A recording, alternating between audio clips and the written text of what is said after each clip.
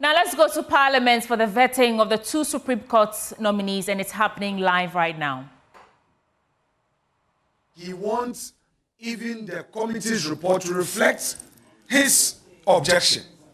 Now, if we go on the floor, the plenary, if the committee is able to conclude on the deliberations and we get to the floor, that argument can still be made on the floor for Mr. Speaker's determination.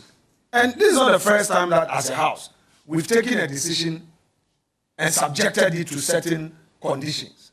So, Madam Chair and colleagues, my view is merely persuasive. In fact, I don't have any right to vote. You've only granted me that special privilege as your leader to express a view. I would humbly plead that we respect the ruling of Madam Chair, however displeasurable it may be to us, and in all humility proceed to vet the nominee. In any event, Mr. Speaker had made a referral to us. And when the letter came and the referral was made, there is no record at the plenary to the effect that a preliminary objection was raised in respect of the constitutionality or otherwise of the said communication from Mr. President. I know that yesterday the Honorable Minority Leader even requested for evidence of proceedings at the Judicial Council, evidence of letter nominating and all that.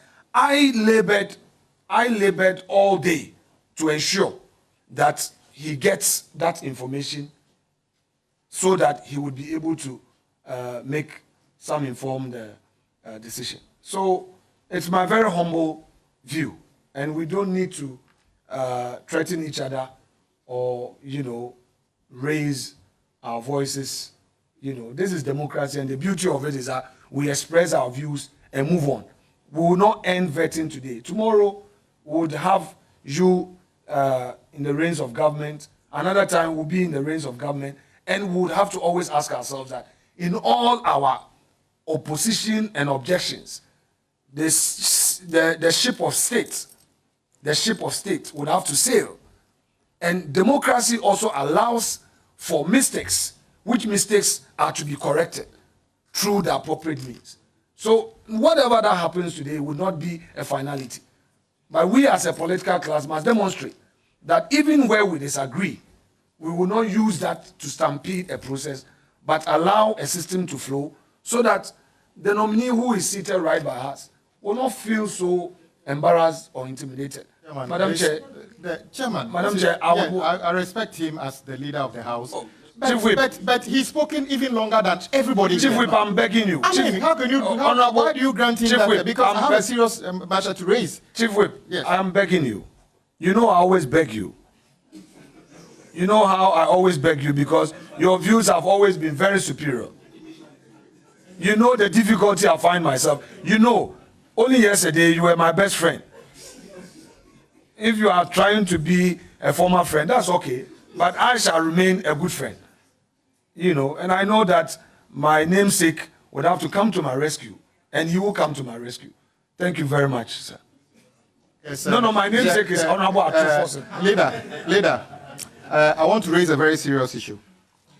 The ruling you read, I just noticed that this ruling was posted on a Facebook page of a known journalist an hour ago. What's his name?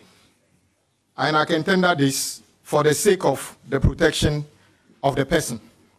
It will be extremely damning that the ruling you have given did not come from you, because you remember I made a comment that within a short period that we left here, you were able to, in fact, you were with us even in the rules after a point in time, you were able to put together this very comprehensive rule. I can read out what is on the social media page of the journalist if you want me to. Do you want me to read it? This is unacceptable. unacceptable. This is scandalous. Unacceptable.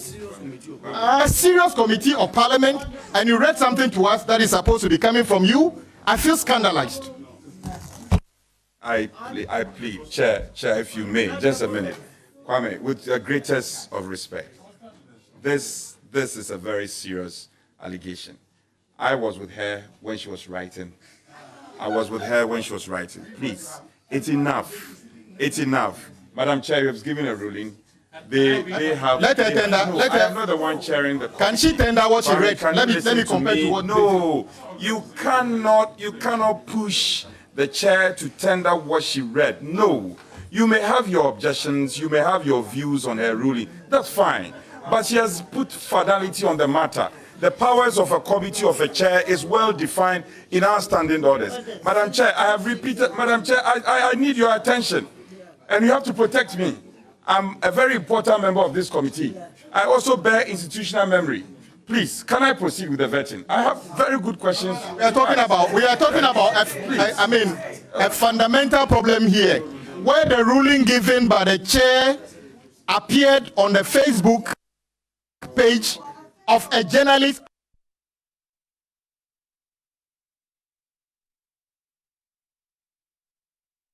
an hour before she read it here. 1 hour before she read it here. It's a serious matter. This committee must be taken serious.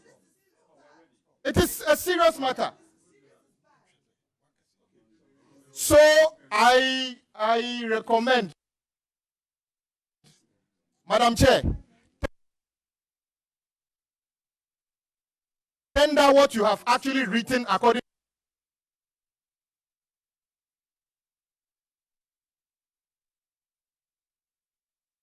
to the chief whip, to the clerk, so that we shall tell you what you read is exactly what is on the Facebook page of that.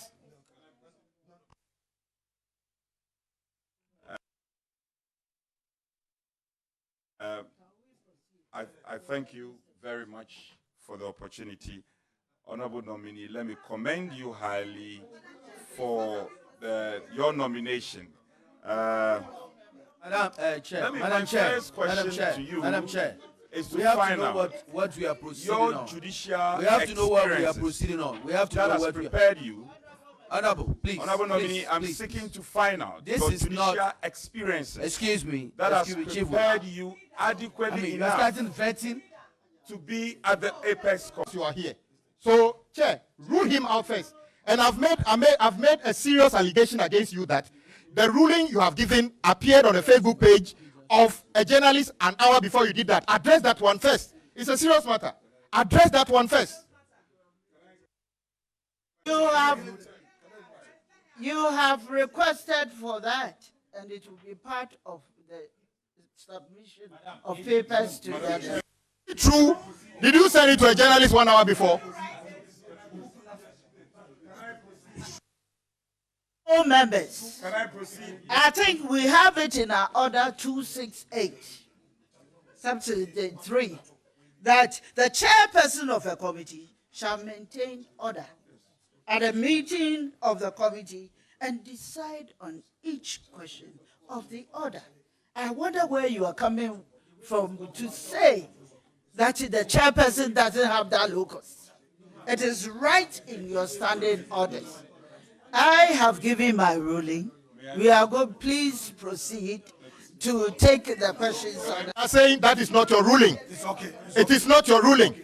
It's okay. Because you couldn't have posted your ruling is, I'm saying your ruling is illegal because that ruling couldn't have appeared on the Facebook page of a journalist 1 hour before you have read it. You would have been a miracle maker to be able to do that. Thank you for the. So your ruling is null and void.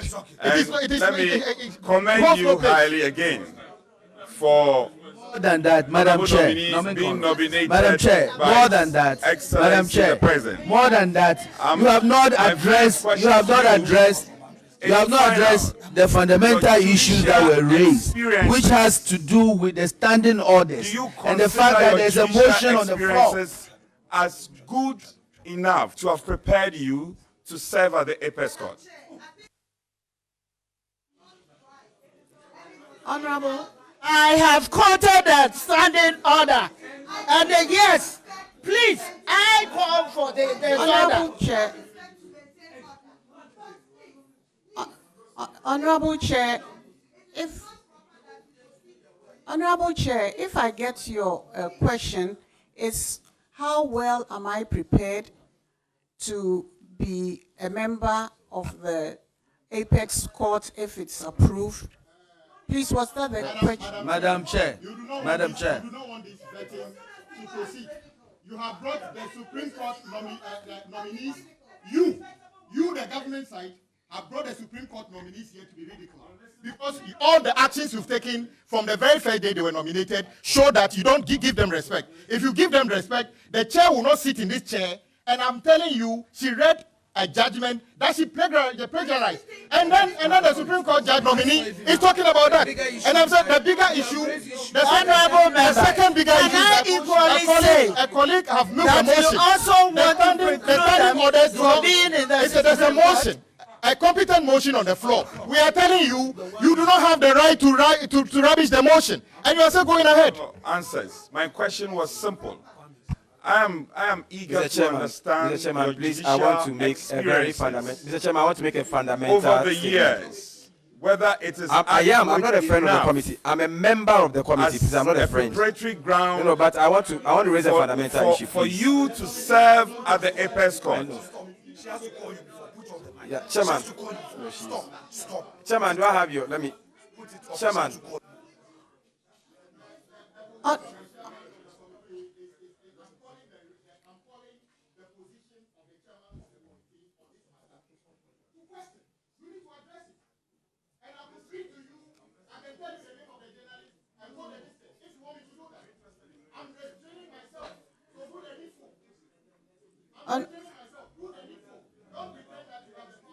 To just bulldoze your way through.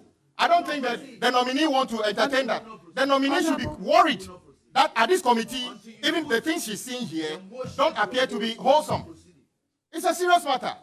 Imagine the Supreme Court judges reading judgments that have been borrowed from somewhere else. Until you put the motion to a vote, there will be no vetting. And if you want to disrespect the rules of Parliament, and members of this committee, let's do it. But we are not going to throw the rules of Parliament away. There's a motion on the floor. No. And we are going to vote on that motion. No rule. Who doesn't have a right? You bring the goodness into order. Madam Chairman. Madam Chairman, please, let me, please. Madam Chairman, please, let me make a very fundamental. Madam Chairman. Chair, I'm making a very, Chair, I'm making. You are not speaking on mic. You are only making the whole place on room. So Chairman, let the honorable member. Good. Yeah, thank you very much, Chair. Chair, I'm very grateful for, Chairman, thank you for, please, colleagues. Please, honorable colleagues, please, let's listen to one another, please. Madam Chair, thank you very much. Madam Chair, we are here again because I think we are getting some things fundamentally wrong. I feel very embarrassed as an officer of the court to see a very learned judge sitting right before us, and we doing all kinds of I don't know how I would even describe what is happening here. Now, the whole world is looking at us, and it's very embarrassing. And that's why I warned from the beginning that we can save all of us this acrimony by simply following the rules. And I recall that one of the reasons why we went on a break was to build some consensus. And all the conversations that we had for purpose of consensus, once we are unable to reach consensus, I believe that we follow the rules to the letter. In fact, when we went to conclave, the understanding we had before we came back was that this was going to be put to a vote, and that only members of the committee were going to vote. You see, but once you get here and that consensus turns into a ruling, then you bring about the acrimony again. So please, very, very respectfully, I think we can end this by just doing the needful so we can save all of us this embarrassment. That's my respectful submission. No, I'm on the line. Let me say something. For a long time now, you have heard from me. Thank you very much. Madam Chair, for your guidance. Please. No, not that. She should be fair for what? I mean, listen to us.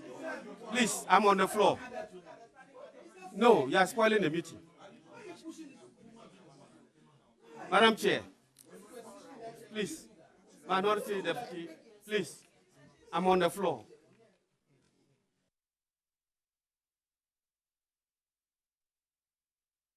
Madam Chair, I'm on the floor. For your guidance, we have practice directive. If it is in the High Court, Madam Chairperson, you will listen to me for guidance. It will help us a lot. Please. Leader, no, I'm talking. Can I put it off? He's being distracted by the majority leader, and I'm just pleading. Madam Chair, I'm saying that let us be guided. If a matter arises in the High Court, and then the issue of a constitutional interpretation comes into play, what the High Court judge will do is that he will defer proceedings of the matter and refer the issue of constitutionality to the Supreme Court for interpretation. He doesn't continue with the case or not is in place. I will humbly, the Honorable Ayaraga has raised an issue where you say that, well, it is a matter of the constitutional interpretation by the Supreme Court. Then what you should do is to defer proceedings of this matter. And then the matter will be referred to the Chamber and to the Supreme Court for interpretation.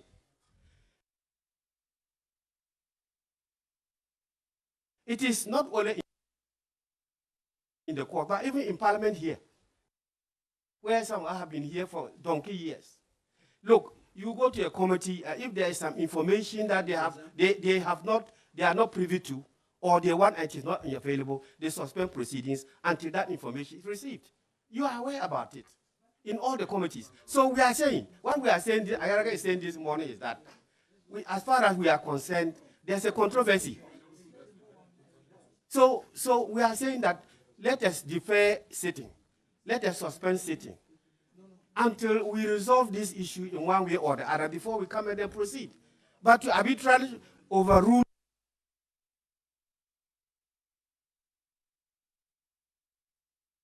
a motion that has been seconded, it is unheard of in any democratic dispensation that a motion can be moved and seconded and then you write a ruling. The ruling is not in place. It is out of place with the greater respect, but that does not refer or relate to the matter that we have in issue. I appreciate his industry, but the industry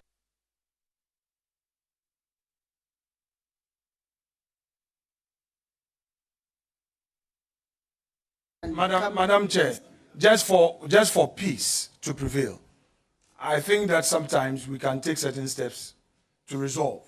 If members want to proceed on the motion, I think that I respectfully submit that you may grant that so that you take the vote instead of proceeding without the vote. So, Madam Chair, please grant the pleasure. Thank you. Madam Chair, under what I said, proceed. Listen. You see, no, hold on. The leader, the respected, listen to me. The respected leader in this meeting is a friend. The way he spoke does not connote a friend to the committee. He spoke as if he's directing the chair to take a decision. The same decisions we members of the committee persuaded her to take, and she refused. How come a friend of the committee is directing her and she's about to do that? Respect to you. The leader is not, emphasis mine, he is not. Minority leader will bear me out. We related, even before we sat, we related just for us to engage and find a peaceful avenue in this matter. So this is originally not even coming from the leader. No. So may I suggest, as a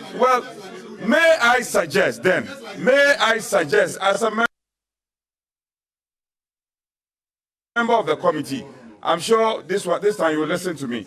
May I suggest that, Madam, you accede to their call, and then we take a vote on the motion moved by the Honorable Ayariga, as was requested. I find it very interesting that all of us were asking for the same thing.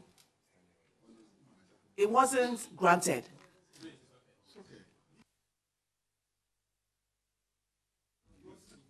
Honorable members, in order to take the votes, I need to make it clear who are members of the appointment committee. Members of the appointment committee, as stated in our standing order. Honorable, it is important for her to quote the specific orders.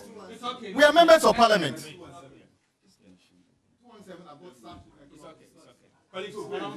And we have our list to determine who is a member of the committee. And then we have Honorable Joseph Osebusu as the chairperson, Honorable Patricia Page as the vice chair, and then we have Honorable Frank Anodombra, a member, Honorable Eve Hansen Norty, a member, Honorable Yeville Baligi Bache, and then we have Honorable Dr. Kesli Atumba Fawcett, ranking member, Honorable Emmanuel Ama Kofi-Boa as a member, Honorable Kwame Governs Abuja, Honorable Mahama Ayariga, and Honorable Dr. Agnes Na Momo Lati as members. So, Honorable Gifty Chum Ampofo, I'm sorry for missing your name, as a member of a year. So, you know, we are going to do it by show of hand. Those honorable, so the members of the committee have been decided on. These are the members of the committee, and then we are going to take the votes. Yeah. Chair, please. Chair, please. Yes. Please. Just to draw your attention, I have to address your mind to the new standing order. And I'm referring you to order 2174. So, 217. The Appointments Committee comprises the First Deputy Speaker as chairperson, the Minority Leader as the ranking member, the Deputy Minority Leader as vice chairperson, and the following other members: Deputy Minority Leader, Majority Chief Whip, Minority Chief Whip, and 3 other members selected based on the numerical strength of the parties in Parliament. Let me take you to number 4. Or let me continue.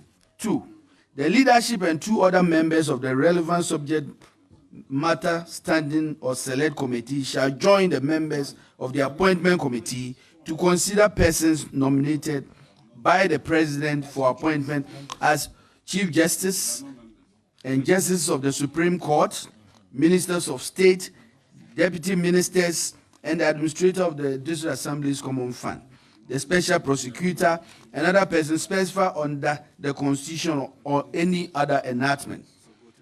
Now 3, where there is a realignment of ministries, membership under Rule 2 may be composed in a manner to reflect the realigned ministries, except that the membership of the Appointments Committee shall not exceed 15. But let me take you to the very important point that I want to, I think you missed that.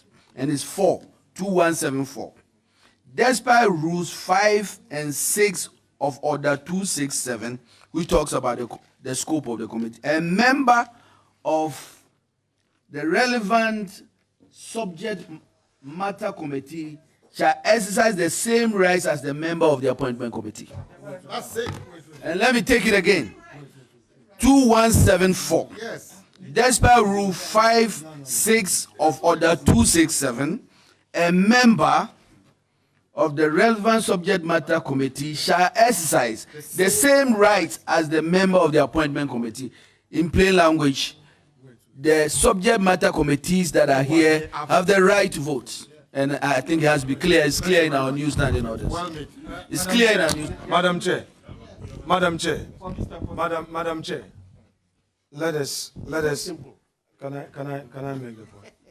Madam Chair, I think that we need to proceed with good faith. Good faith.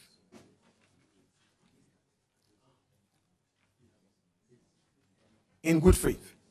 You see, if we are members of parliament, we are building consensus on a matter. We don't have to now interpret the rules in a manner that we think will suit us. No. I think that we heard you. First, we are dealing with an issue of decision. A decision. Not an issue of emotion. Then we jump from there to membership of committee. Now, wait, let me make the point. Look, let me make the point. How is the chair allowed to pretend? If a chair makes a ruling, you say no, so you would want to be disruptive? Or when the chair takes a decision that you are not happy about, you say, no, I'm making a point. With all due respect, I've just read the standing order. We've not heard from the chairperson. Let the chairperson respond. No, let the chairperson respond. You're not chairing. Let the chairperson respond.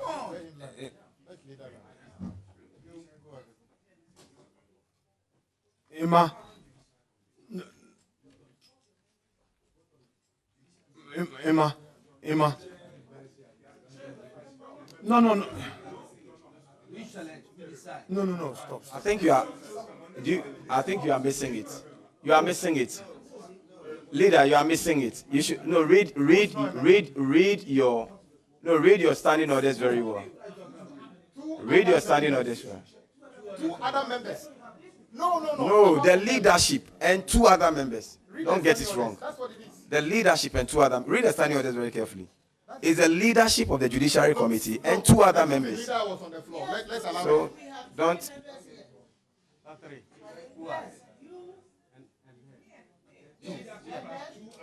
Then that's correct. 2 other members. It's the leadership and 2 other members.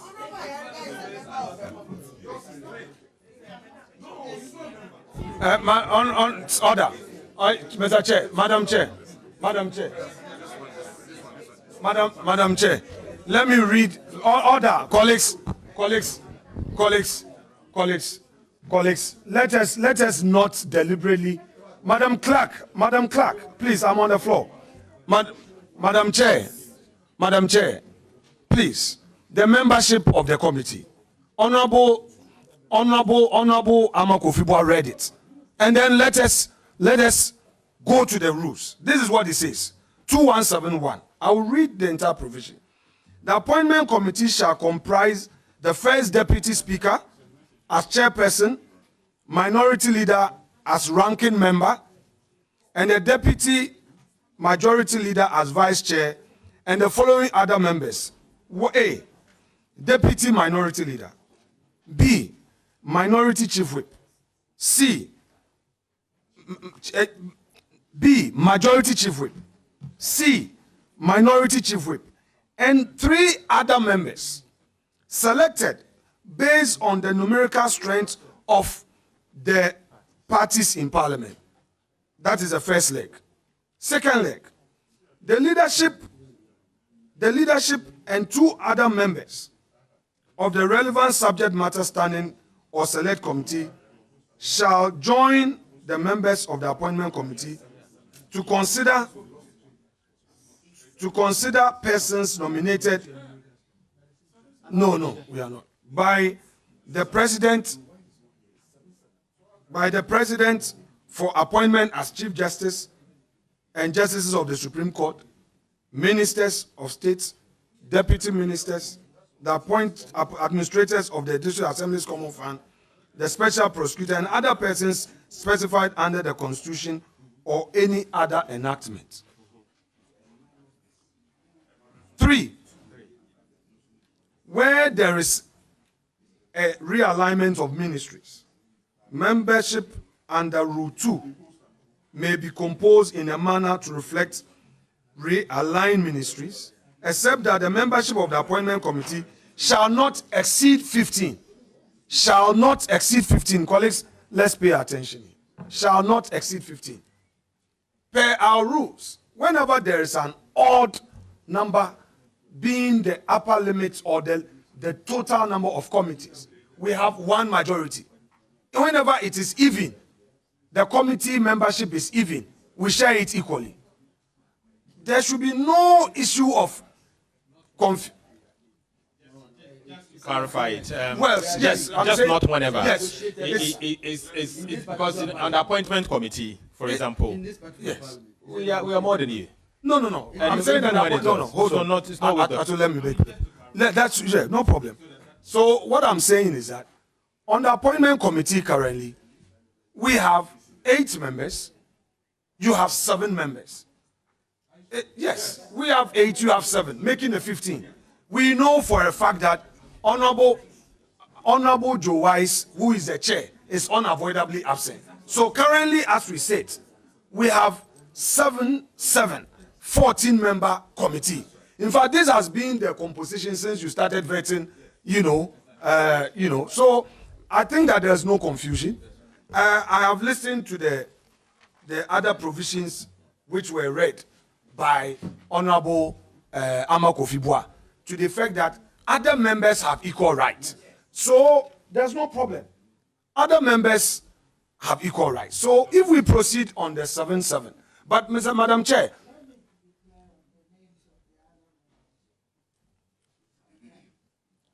we have it's 7, Mama Pat, yes. It's 7-7. It's 7-7. Let's proceed. It's 7-7. So now the motion on the floor, we all know. Again, since now the experts of the rules are here, the motion on the floor is whenever you are moving a motion that Parliament should not proceed, this committee should not proceed. So right now, when there's a tie, it means that the movers of the motion have lost. No, you know already. No, oh, please, I beg you. Oh, God. Oh, please, I beg you. Oh. So they want to kill me. It's okay.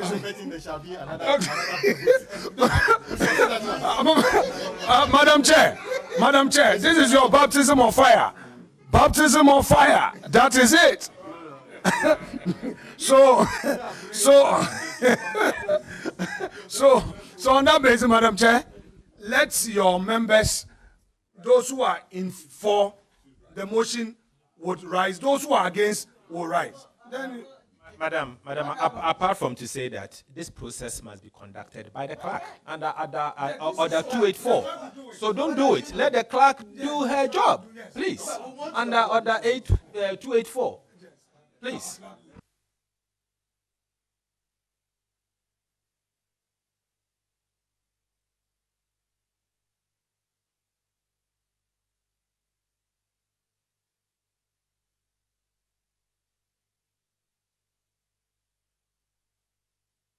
Honorable member. And use the standing order. yes, you use that. Proceed, please. And make sure you get a copy of her ruling. Honorable, I'm going to call on the clerk of the committee to undertake the voting. Yes. Please. Thank you, Madam Chair. And Madam Chair, respectfully, with your permission, I'll proceed by mentioning names, and then when your name is mentioned, you vote yes or no. So, Honorable Joseph Osei Wusu. Madam, Honorable, Madam, please. we don't vote only yes and no's. We also vote in abstention. Okay. So please, correct. That's why I referred you to the standing order. Please go. Somebody may abstain. Respectfully, thank you for that. So we're going to vote either yes, no, or abstinence. 3 options. Honorable Patricia Apieje.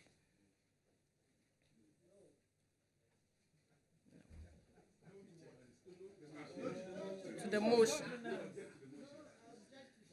Honorable Frank Anadompre. Honorable Gifty Chum Ampofo. No. Please, kindly speak to the mic, madam. No. Thank you. Honorable Yevil Balige Bachi. No.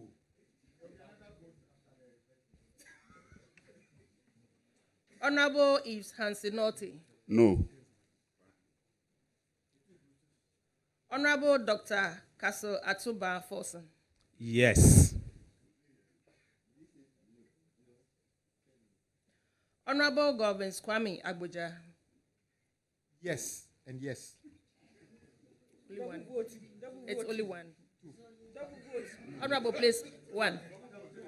Honorable Emmanuel Ama Kofi Boa.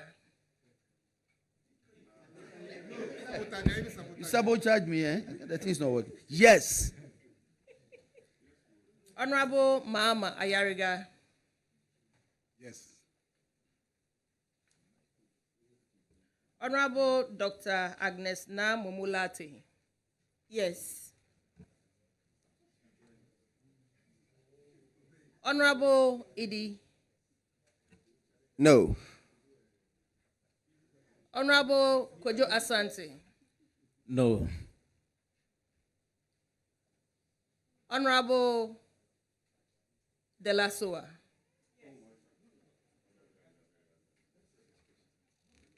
Honorable Cletus Avoca. Yes. Oh. 1,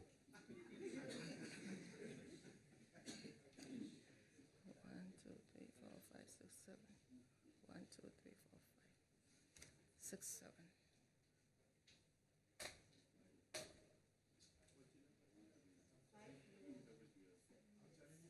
No. To the chair. Okay.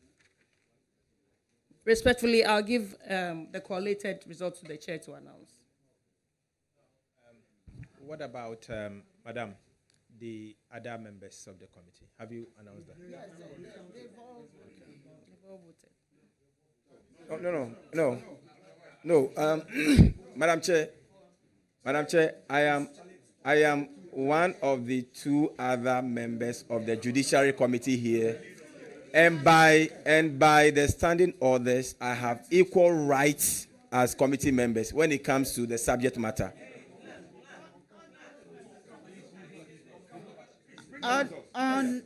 Honorable member, we have 2 members from the minority side who are representing the judiciary, and that is where we are. We don't have.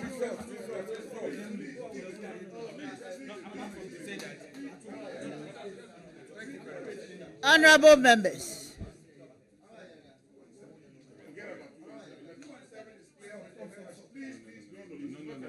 it's not a member who will exceed the 15 number. Please. Honorable, no.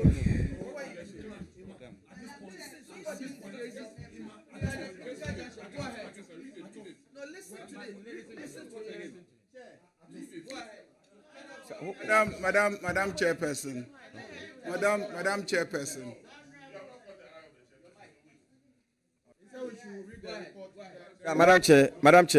Madam Chair, very respectfully. Honorable. Madam Chair, very respectfully. Very respectfully, Madam Chair, this is what the rule says. Respectfully, Madam Chair, this is what the rule says. Madam Chair, can I kindly refer you to the rules? Honorable member. Let me refer you to the rules. We were very clear.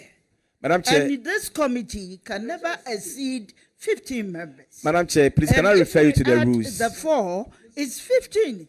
And it's period. But can I refer you to the rules? No, please. We have gone through the rules. No, and it's Madam very Chair, clear. let me refer you to the rules. Which rule? Madam Chair, the rule says that order 217. Honorable, you are out of order. Please. I've been denied my right here. No, you don't have any right here. No one is defending my right here. No. I have a right as a member of the Judiciary Committee to vote on this matter. I have a right to vote on this matter. Hello? I have a right to vote on this matter, Madam Chair. Honorable, so far as this committee is concerned, there's a motion on the floor. We voted on the motion, and we have 7 yes and 7 no. We don't Without have my vote?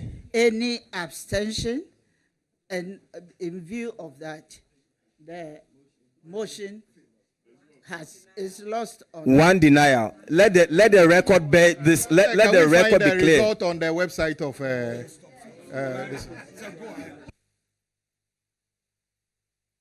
On that basis. So on that basis, we are proceeding.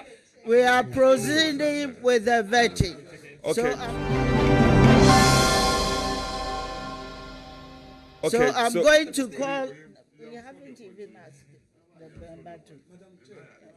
It's okay. Let's proceed. Okay, so. Can we proceed? We've had a very long day. Can we proceed with the vetting? Thank you very much. Madam Chair, I thank you for giving me the first bite. Honorable nominee, let me commend you highly for your nomination. Are you able to share with this honorable committee your judicial experiences and how you deem those experiences as relevant? If this committee is gracious enough to approve of you, the relevance of these experiences whilst you act at the Apex Court. Thank you, Honorable Chair. My understanding of your question is my judicial experience and how relevant it will be on the Supreme Court. Honorable Chair, I joined the Superior Court of Justice at the High Court level in 2011, July. I was in the commercial court and I was exposed to several areas of the law in commercial law as prescribed under the rules of court. Thereafter, I was moved to the General Jurisdiction Court of the High Court, where I also dealt with several areas of the law. Honorable Chair, in 2019, I was appointed to the Court of Appeal and have also dealt with practically every area of the law imaginable, and I have also sat in Ho on the Court of Appeal bench. I have sat in Tamale on the Court of Appeal bench. I have also sat in Kumasi as an alternate panel judge. I currently am presiding in 2nd D to take care of the Central Region and Western Region Court of Appeal. So I have a very wide exposure in all aspects of the law. Thank you, Honorable Chair.